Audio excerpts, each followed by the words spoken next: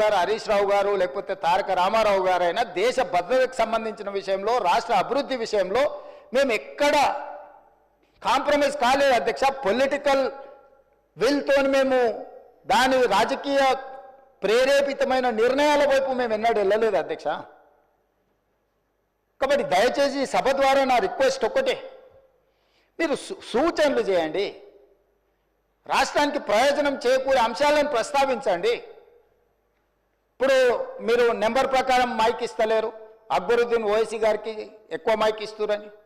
Sir, we are welcoming it, whatever you have given suggestions. మీరు సలహాలు సూచనలు ఇస్తే మైక్ ఇవ్వడానికి మాకు ప్రాబ్లం లేదు. మీరు మీ కుట్రలకు, మీ కుతంత్రాలకు మీరు తెలంగాణ మీద విషం చిమ్మడానికి ఈ మైకును వాడుకుంటామంటే మీరు చాలా విజ్ఞతతోని ఇక్కడ ఉన్న వాళ్ళకి మైక్ ఇవ్వకుండా వాళ్ళకి ఇచ్చినాక కూడా మేము ఎవరము అభ్యంతరం పెట్టకుండా స్పీకర్ గారి నిర్ణయమే మాకు శిరోధార్యం అని చెప్పి మేము ఏ విషయంలో కూడా మేము అభ్యంతరం పెట్టకుండా సహకరించినాం అధ్యక్ష. అందుకోసమని ఈరోజు అధ్యక్ష నా సూచన ఒకటే అధ్యక్ష, బెట్టింగ్ యాప్ల విషయంలో కానీ, ఆన్లైన్ బెట్టింగ్ విషయంలో కానీ, లేకపోతే ఆన్లైన్ రమ్మీ విషయంలో కానీ వ్యసనాలకు తెలంగాణలో తావు లేదు. గంజాయికి, డ్రగ్స్కి, కొకైన్కి, కెసినో వాళ్ళకి, కోళ్ళ పందాలకి తెలంగాణలో తావు లేదు. అట్లాంటి వాళ్ళని మీరు ప్రోత్సహించకండి. మీరు ఎంత దగ్గర వాళ్ళైనా మళ్ళీ నేనేదైనా వివరాలు మాట్లాడితే అట్లెట్లా మీరు, ఇట్లెట్లా మీరు, కేసు అట్లెట్లా పెడతారు. మన వాళ్ళు ఉన్నప్పుడు తప్పని పరిస్థితులు వస్తాయి. మీకు బాధ ఉండొచ్చు, మీకు బాధ ఉన్నప్పుడు వాళ్ళని అట్లాంటి తప్పులు చేయకుండా ఆపాలి. గతంలో మనది అధికారం ఉన్నప్పుడు చెల్లింది, కానీ ఇప్పుడు చెల్లదురా నాయన. ఇప్పుడు ఇట్లా చేస్తే ఊపోది ప్రభుత్వం అని మీరు మంచి చెప్పుకోవాలి. తలుపు మూసి లోపల ఇంట్లో కొంత చెప్పుకోవాలా. సో దయచేసి మళ్ళొకసారి నేను ప్రతిపక్షానికి విజ్ఞప్తి చేస్తున్నా, అభివృద్ధి భూసేకరణ విషయంలో మీరు అభ్యంతరం పెట్టకండి. నష్టపరిహారం ఇద్దామా, ఏమిద్దామో చెప్పండి, ఓపెన్ డిబేట్ ఫర్ దట్.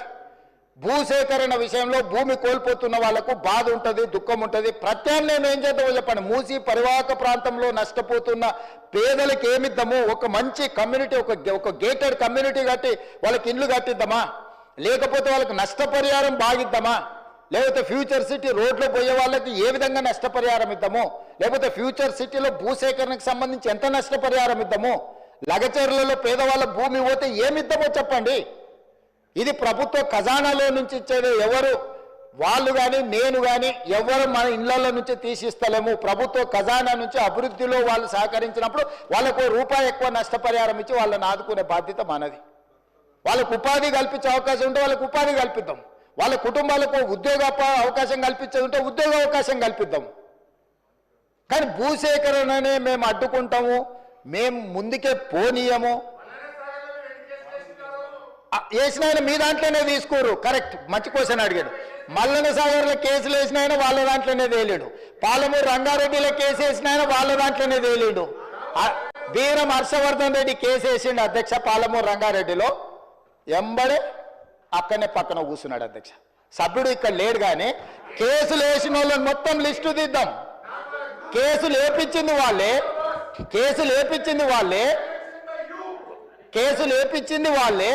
చేర్చుకునేది వాళ్ళే.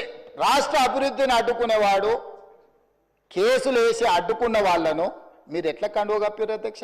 ఎట్లా పార్టీలో చేర్చుకున్నారు? పార్టీలో చేర్చుకున్నారు. బీఫామ్ ఎట్లా ఇచ్చిండ్రు అధ్యక్ష? మళ్ళీ ఎలక్షన్లో ఎట్లా ఇచ్చారు అధ్యక్ష? అంటే ఇప్పుడు ఎట్లా మాట్లాడతారంటే 2014 నుంచి ఒకే చట్టం ఉంది కదా అధ్యక్ష. స్పీకర్ పదవి ఉంది, విప్పు పదవి ఉంది, ప్రతిపక్షమే ఉంది. ఆనాడు ఎమ్మెల్యేలు మారితే మీరు మంత్రులు చేశారు, కనీసం మేము అట్లా కూడా చేయలేదు. మారలేదట వాళ్ళు, మేము మారనే లేదు, ముఖ్యమంత్రిని అభివృద్ధిలో కలిసి వచ్చినామంటారు. మీరు మంత్రులు చేసిన వాళ్ళు డిస్క్వాలిఫై కాలేదు, ఉప ఎన్నికలు రాలేదు. బాజాబ్తో గవర్నర్ దగ్గర పోయి మంత్రులే చేసి 5 ఏళ్ళు మంత్రి, 10 ఏళ్ళు, ఒక ఆయన 8.5 ఏళ్ళు, మా అక్క 4.5 ఏళ్ళు మంత్రి చేసింది. ఎన్నడూ ఉప ఎన్నికలు రాలే. కానీ ఇప్పుడు ఉప ఎన్నికలు వస్తాయి, వచ్చే వారమే ఉప ఎన్నికలు అంటారు అధ్యక్ష. ఎట్లా వస్తాయి అధ్యక్ష? చట్టం మారలే, న్యాయం మారలే, స్పీకర్ ఆఫీసు సేమే ఉంది, పాలకపక్షం ప్రతిపక్షం అట్లనే ఉంది, రాజ్యాంగం అసలే మారలేదు. ఇంకెట్లొస్తాయి అధ్యక్ష ఉప ఎన్నికలు? నాకు అర్థం కాలేదు. ఏ రాజ్యాంగం ప్రకారం వస్తాయి అధ్యక్ష? డాక్టర్ బాబాసాహెబ్ అంబేద్కర్ గారు రచించిన రాజ్యాంగం ప్రకారము గత అనుభవాల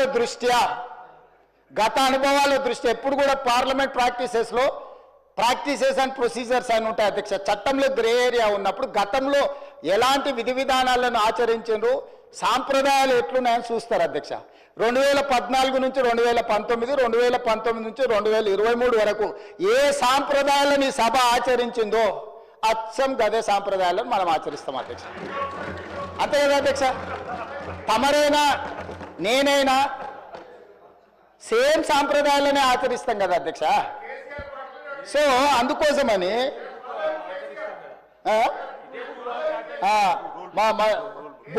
రూల్ బుక్ కూడా మారలే అధ్యక్ష. బుక్ కూడా ఇదే ఉంది. బుక్ వారు రాసిందే అధ్యక్ష. ఆ రోజు కమిటీ వేసి ఈ బుక్ ఎవరెవరు కూర్చొని రాసిన అధ్యక్ష, దీంట్లో పేర్లు కూడా ఉంటాయి అధ్యక్ష. ఉంటుంది పేరు ఉంటుంది.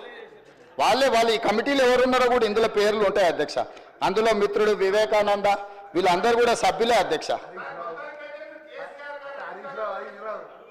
మేమేం అడుగుతాడో నడుస్తలేము. ఆయన అడుగుల్లో నడుస్తాం, మడుగులో పడతాం. ఆయన అడుగులో నడుస్తామంటే మడుగులో పడతాం, సడుగులు ఇరుగుతాయి అధ్యక్ష. అట్లాంటి వాటి చేయం అధ్యక్ష. సాంప్రదాయాలను పాటిస్తామని అంటున్నాం అధ్యక్ష. ఈ సభ కొన్ని సాంప్రదాయాల ప్రాతిపదికన సభ నడుస్తుంది అధ్యక్ష. నేనున్న సభ్యులందరికీ, ఇక్కడున్న మిత్రులకు, సభ్యులకు, ఆశించటోళ్ళకు ఒక ఆయన అయితే ఆల్రెడీ నేను అభ్యర్థి ఆయన ప్రచారం తిరుగుతుండు. పాపం ఆయన అమాయకుడు. ఉన్న మంత్రి పదవి ఊడవిక్కిరు, పంచగట్టుకుర్రు. ఆయన నానాడు మా ముందరే నువ్వు పంచగట్టుకొని తిరుగుతావని ఓ ఉప ముఖ్యమంత్రినే తీసేసిర్రు. ఎందుకంటే కొంచెం మంచిగా డ్రెస్ అయితే కూడా వాళ్ళకి నచ్చక ఆ రోజు నేను చెప్పిన రోజు ఆ రోజు నాకు మంచి మిత్రుడే అప్పట్లో, అరే నువ్వు ఇంత మంచిగా కడక్ తయారై ఇట్లా చేసి నువ్వు సభలోకి వస్తే ఉద్యోగం ఊడుతుందన్న సరిగ్గా నెల తిరిగేటప్పటికి ఉద్యోగం ఊడిపోయింది అధ్యక్ష.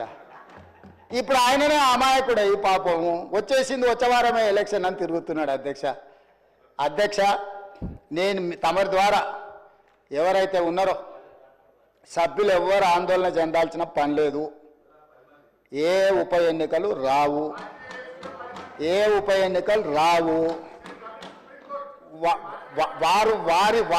ఎన్నికలు వారు కోరుకున్నా రావు. ఎందుకంటే ఒకవేళ వారు ఇటొచ్చినా అటొచ్చినా ఎటొచ్చినా ఏ ఉప ఎన్నికలు రావు. అక్కడ